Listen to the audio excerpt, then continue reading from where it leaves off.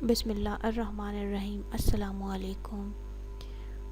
اگر آپ نے ہمارا چینل سبسکرائب نہیں کیا تو کر لیجئے، کیونکہ ہماری آنے والی تمام ویڈیوز آپ کی پریشانیوں کا حل نکالنے کے لیے بنائی جاتی ہیں، آپ وہ حاصل کر سکیں، آپ ہماری ویڈیو سے مستفید ہو سکیں، اپنے مسئلے مسائل کا حل تلاش کر سکیں قرآن و حدیث کے حوالے سے۔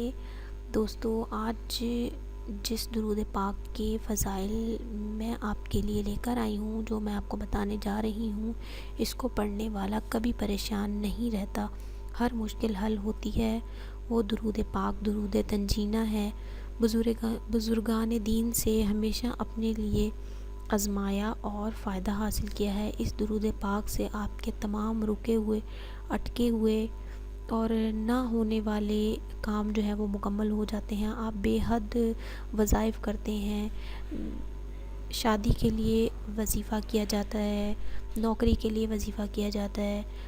یہ درود تنجینہ کا وظیفہ ایسا وظیفہ ہے، آپ ہر کام کے لیے اس کو کر سکتے ہیں اور یہ ہر کام کے لیے کارگر ثابت ہوگا انشاءاللہ۔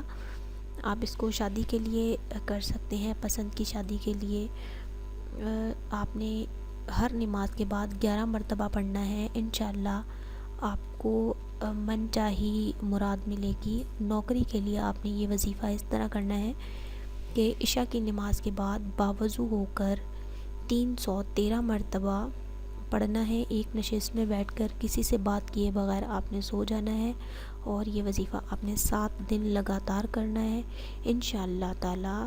اللہ نے چاہا تو آپ کی 7 دن پورے نہیں ہوں گے کہ آپ کو کہیں سے بہت اچھی نوکری مل جائے گی انشاءاللہ۔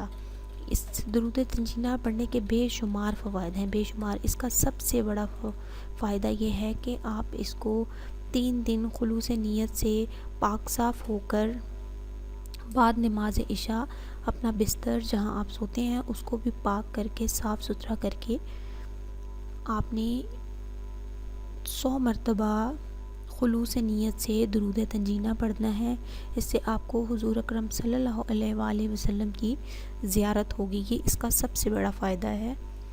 آپ درود تنجینہ کو اپنی زندگی کا حصہ بنا لیجئے، انشاءاللہ آپ کی تمام پریشانیاں مشکلات دور ہوں گی۔ یہ چھوٹا سا پیغام ہے، آپ اس کو اپنے دوستوں کے ساتھ شیئر کریں، ویڈیو کو لائک کریں، ہمارے چینل کو سبسکرائب کریں، اپنی دعاؤں میں یاد رکھیں، دعا دیتے رہیں، دعا لیتے رہیں۔ کیا پتہ کسی کے حصے کی بہت ساری خوشیاں صرف آپ کے حرف دعا کی منتظر ہوں۔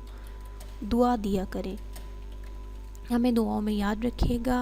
اگلی ویڈیو کے ساتھ حاضر ہوں گے، اسی کے ساتھ اجازت چاہیں گے۔ اللہ حافظ۔